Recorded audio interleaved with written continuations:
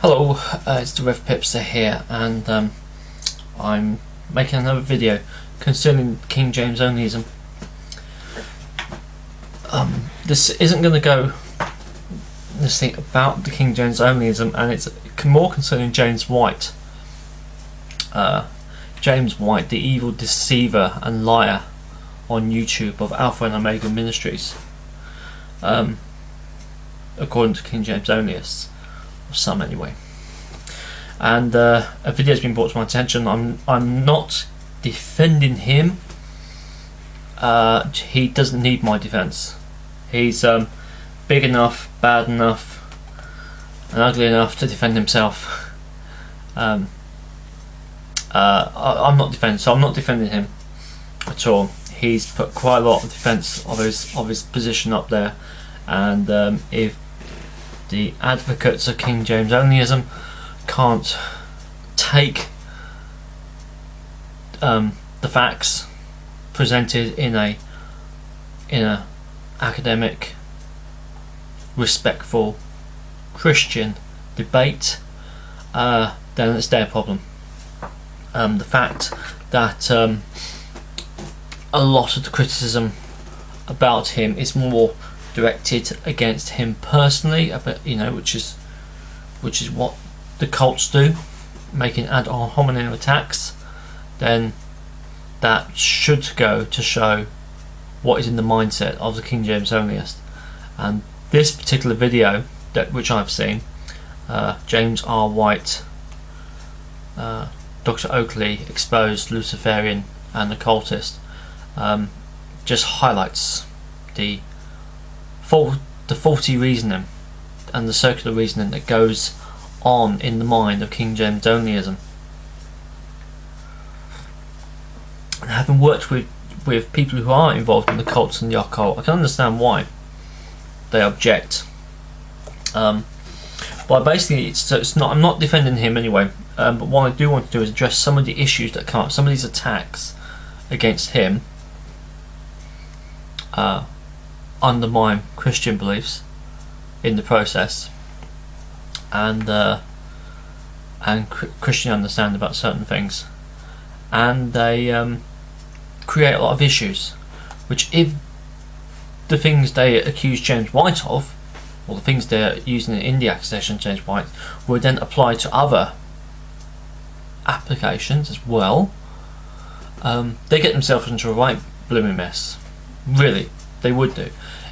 But because they are defending the King James Bible, in their view, what they actually do is they undermine it, but in their view they're defending it, they think it gives them permission to say the most unchristian things about other people, and to use very strange logic and very strange reasoning and arguments, and in some cases downright lies, in order to defame a person who opposes what they're saying. And when I say oppose, what I'm talking about, just simply asking questions and on not accepting what they say on face value. That is what they would call opposing. Because you're opposing them, you're attacking the Bible, and you're attacking God, and you are an enemy of God and a servant of Satan, and you should be taken out of the church by your hair, tied to a post, and set fire to. That is the anger that comes up in the King James Onlyist when not in all King James, in a lot of them, because when you put your identity on a foundation and someone comes along and shakes that foundation, or in some cases destroys that foundation, the result is always hostility. That's what happens with cultists. That's what happens with people who are Jehovah's Witnesses. When you present a truth to them which they cannot refute, and they see themselves that the tools the Watchtower have given them don't work, which means the Watchtower are brought into question, and of course they've set their salvation etc. on the teachings of the Watchtower, and so sometimes you do get that hostility. I digress. Let's get back to James White, shall we, and some of the accusations they place about him on this video on James White Exposed. So that symbol here, okay, that one there, the tricolor or something like it's called. It's Celtic knot, and it's obviously very prominent in the areas of where the Celts and Celtic peoples used to live. They of course lived in Western Europe, and primarily the British Isles, which includes of course Ireland, where such symbols are very profoundly found.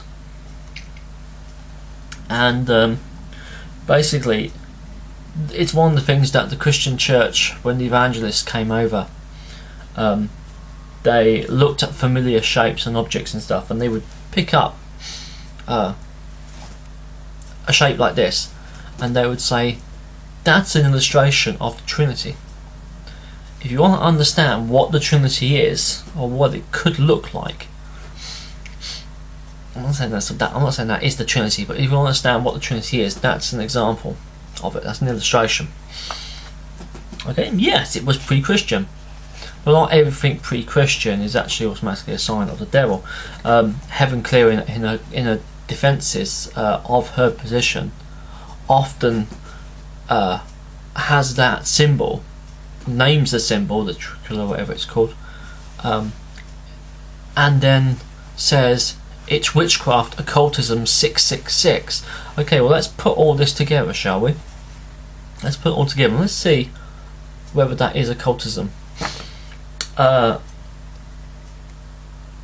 Because in the video, they actually go, they say that James White in his book, The King James Controversy, has this. Also, the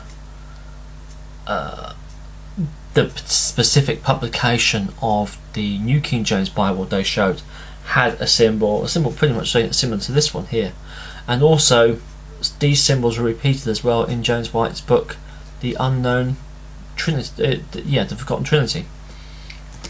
Okay, are these symbols occultic? They're certainly pre-Christian. They were used by Christians to illustrate the Trinity. Let's get back to it again quickly. Okay, you would have, basically, I've seen people use it today. You would have the God in the middle. Okay, you'd have the Father, the Son, and the Holy Spirit, and they all join in the middle to be under the union of one God. Okay, 3 persons, one God. Okay, not 3 gods, not one God who is 3 persons, who is 3 personality, with 3 impressions of person, like a schizophrenic who's talking about 3 different people, 3 different faces. No, but one God, 3 persons, one God, all together. That is the doctrine of the Trinity. God by nature, and there's 3 persons all sharing that same nature, and they are the one God. Okay, St. Patrick used the shamrock idea. Okay, and there's a picture of shamrock there. 1 leaf, but each with like 3 petals coming off it. Okay, the shamrock representing the Trinity. 3 sections, 1 leaf. Okay, and their argument is that it's witchcraft, it's paganism, it's 666. I'll come back to that at some point. And Christians are told we shouldn't make images.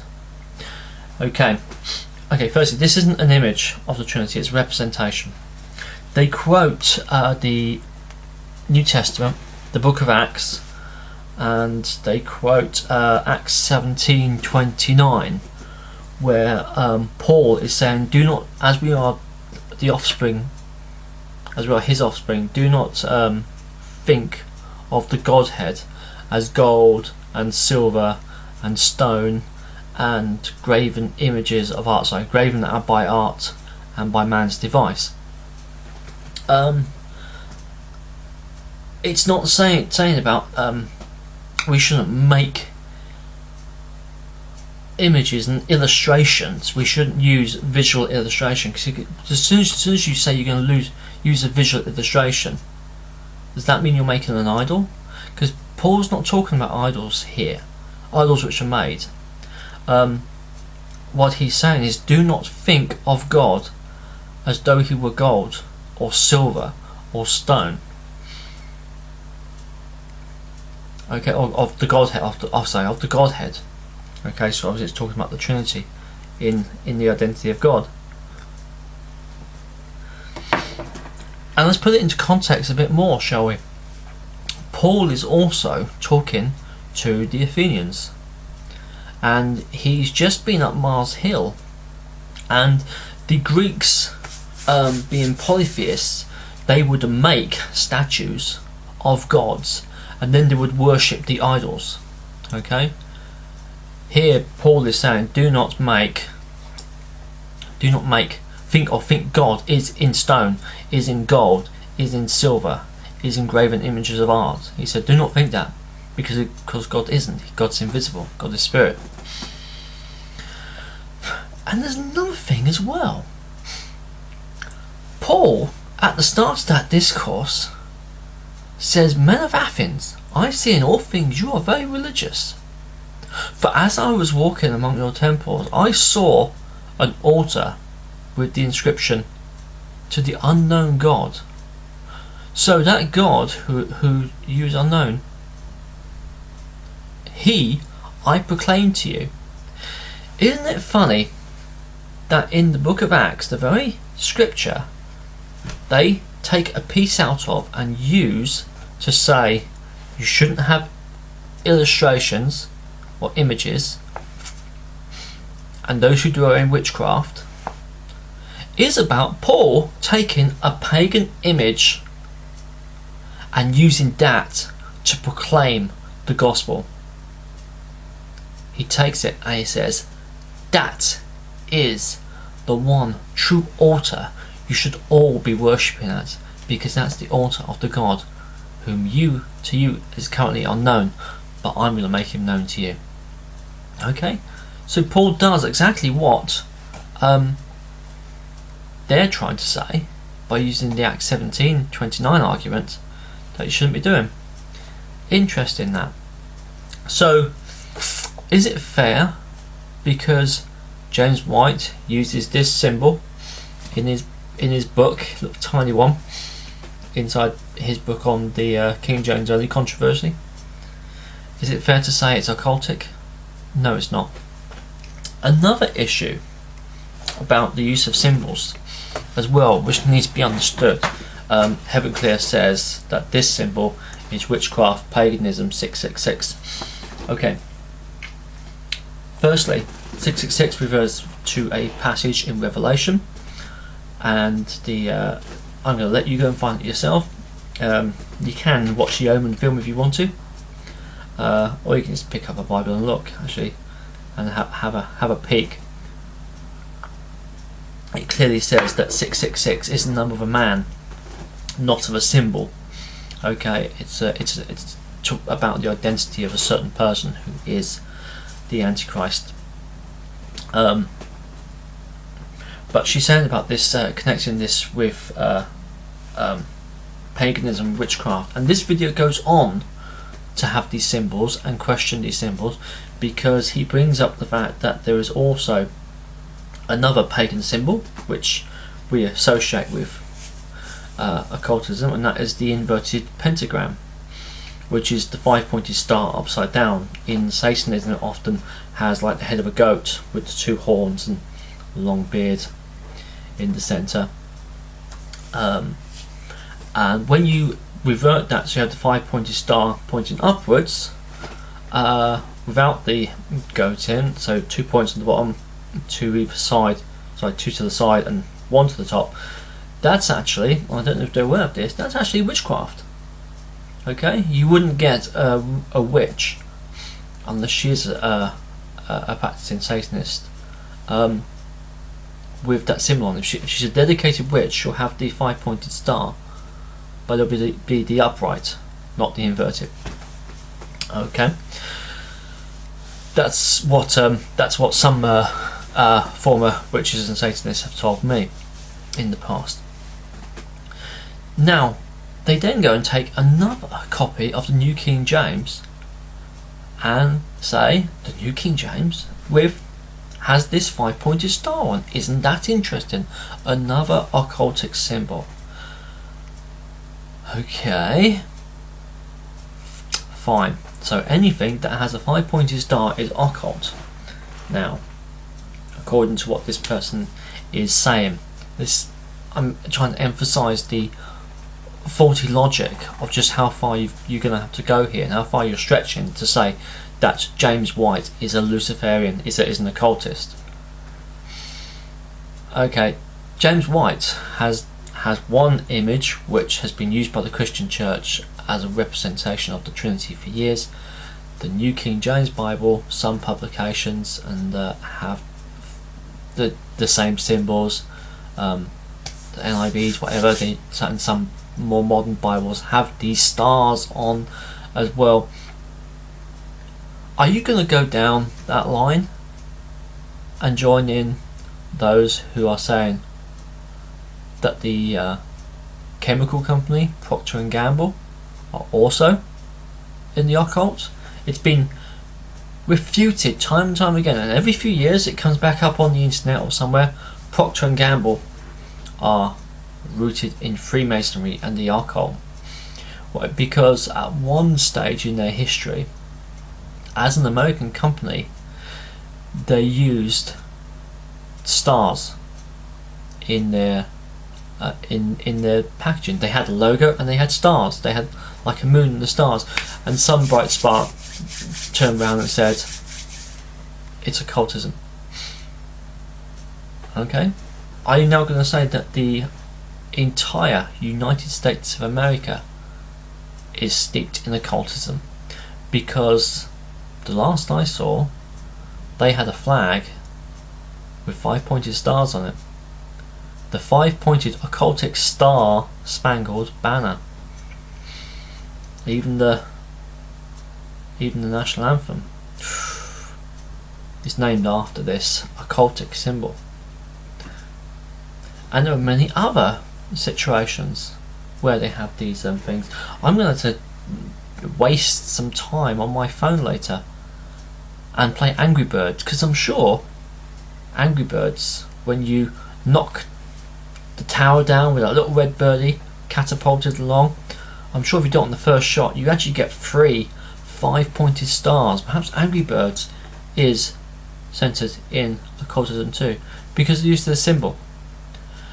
Okay, and this, I'm going on, I'm digressing in some ways, you might think, picking at straws. But this is what King James Onlyism is doing. It's picking at straws and trying to make a credible argument to defend its case, and, well, in this particular case, to make a personal attack against James White, and just as trying to reinterpret words by saying once actually means once upon a time, because it's mentioned. It's a false logic and a false reasoning, and a very, very poor attempt at trying to discredit and do injury to James White. Because nowhere in this video actually does it actually challenge anything he says. It just says, "Oh, James White uses these symbols, so there you go." And they do give a quote to his book, which I'm going to talk about in another video. But there you go. It never actually deals with any of the issues. I don't care if James White would say what he said in Hausa or Swahili.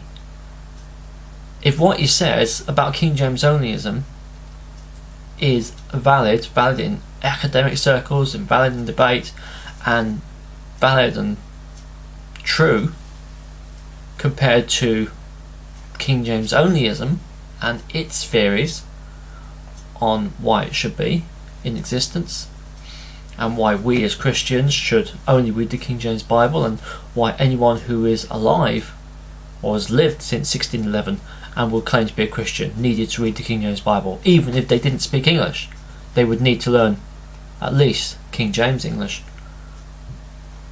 to study that. You know, if that is the case, then they should be able to defend themselves properly.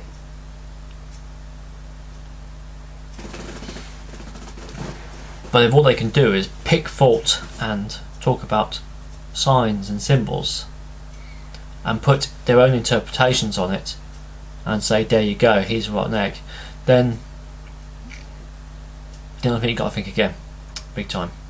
Okay, well, thanks for listening, and I shall be talking a bit later about footnotes and referencing, because like I said, this video had some problems with that as well. So thanks very much for listening. Bye.